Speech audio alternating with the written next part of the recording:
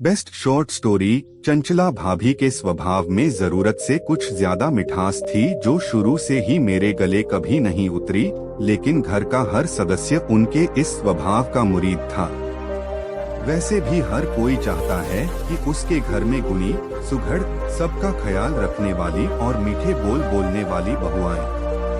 हुआ भी ऐसा ही। चंचला भाभी को पाकर माँ और बाबूजी दोनों निहाल थे, बल्कि धीरे धीरे चंचला भाभी का जादू ऐसा चला कि माँ और बाबूजी नवीन भैया से ज्यादा उनकी पत्नी यानी चंचला भाभी को प्यार और मान देने लगे।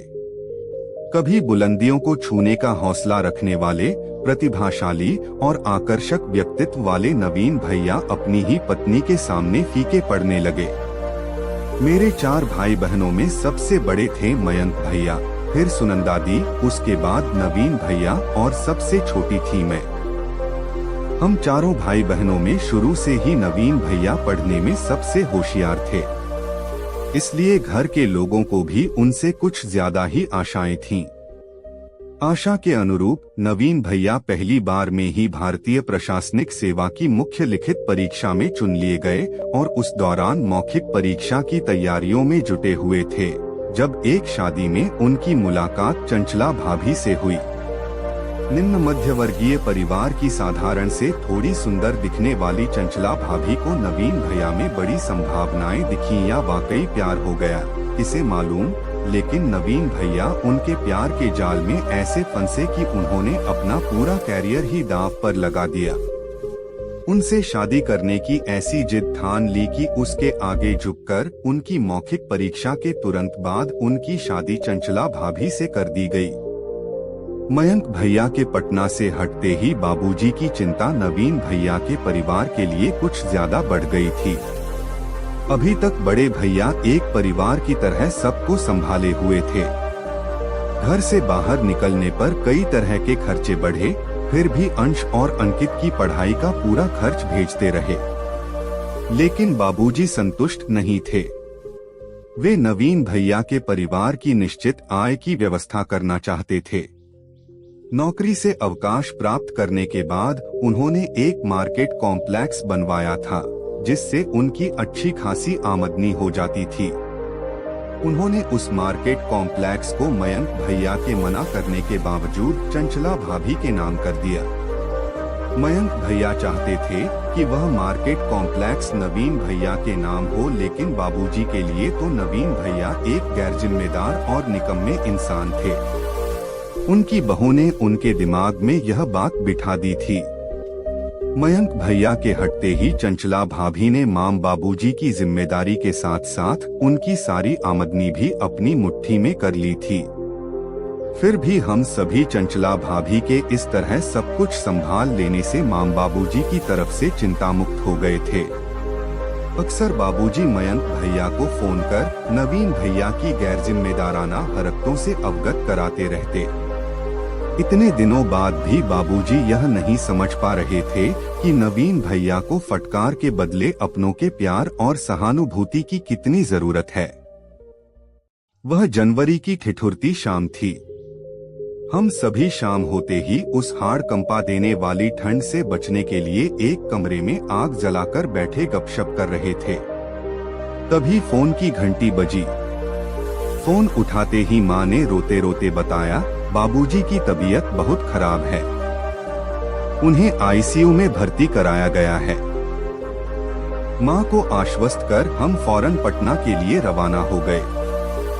वैसे चंचला भाभी भी कुछ कम नहीं थीं, जब तब बड़ी भाभी के कीमती सामान पर भी मीठी छुरी चलाती रहती।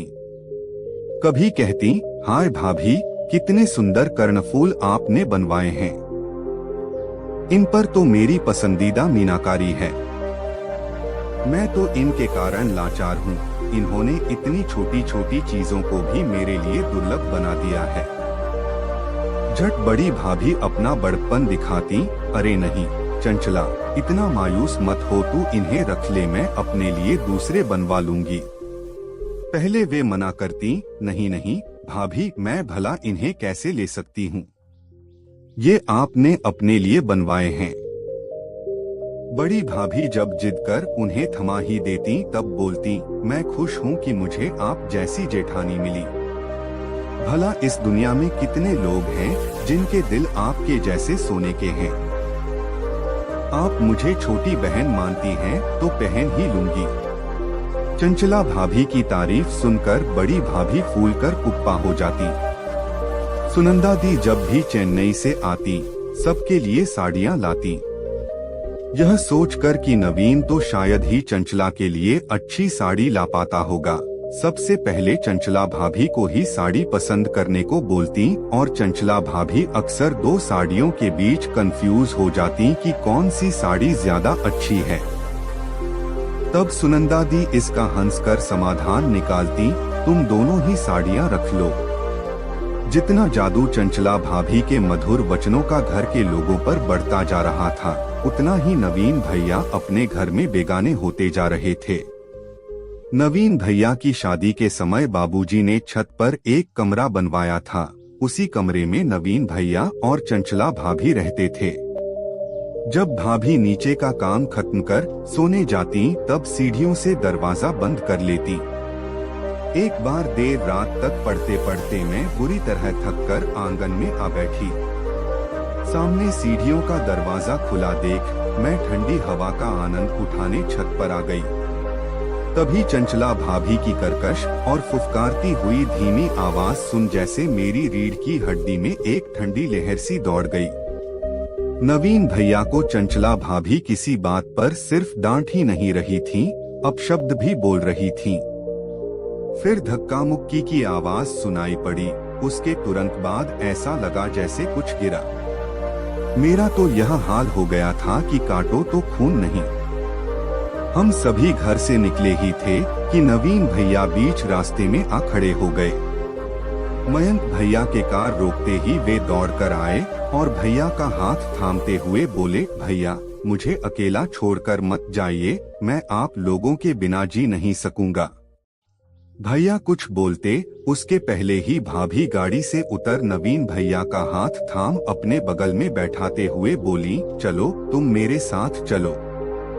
इतना प्रतिभाशाली होकर भी किस कदर तुमने अपनी जिंदगी को नरक बना लिया। बहुत हुआ यह सब। तुम्हें मैंने हमेशा अपना छोटा भाई समझा है। देखना मैं तुम्हें फिर से कैसे बुलंदियों पर पहुंचाती हूँ।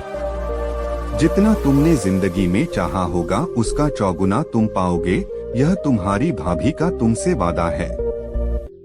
एक दिन तुम यह भी देखोगे कि कैसे तुम्हारे यही बीवी बच्चे सिर के बल दौड़े तुम्हारे पास आएंगे। गाड़ी आगे बढ़ी। अब मेरे बोलने की बारी थी। आप लोगों को चंचला भाभी पर अटूट विश्वास करते देख मैं हमेशा खामोश रही, वरना मैं तो शुरू से ही उन्हें अच्छी तरह समझ रही थी। जो जितना उनकी मीठी वाणी का मुरीद हुआ, उसके गले पर उनकी मीठी छुरी उतनी ही तेज चली। आप लोगों के तो फिर भी धन संपत्ति पर ही उनकी मीठी छुरी चली। जरा नवीन भैया की सोचिए, जिनकी पूरी जिंदगी ही बर्बाद हो गई। किसी के पास अब इस बात का भला क्या जवाब था। सब मीठी छुरी के मारे हुए थे। सबको राहत इस बात की थी कि चलो घाव भले हुआ, प्राण तो बचे।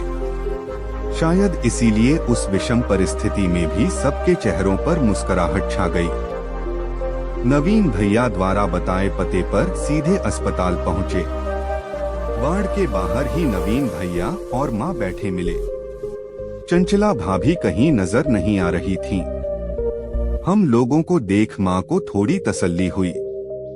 जब मयंक भैया ने चंचला भाभी के बारे में पूछा तो उस चिंता, दुख, अनिश्चितता और भय की स्थिति में भी जो कुछ माँ ने सुनाया, सुनते ही जैसे हम सबके पैरों तले जमीन खिसक गई। किंकर्तव्य विमूढ़ बने हम सब माँ की बातें सुनते रहे।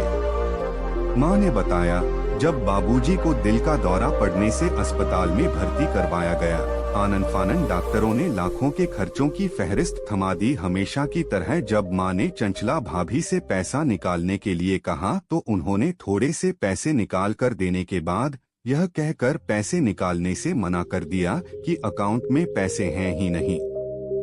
जबकि चंचला भाभी के साथ जॉइंट अकाउंट में बाबूजी ने अच्छी खासी रकम जमा करवा रखी थी।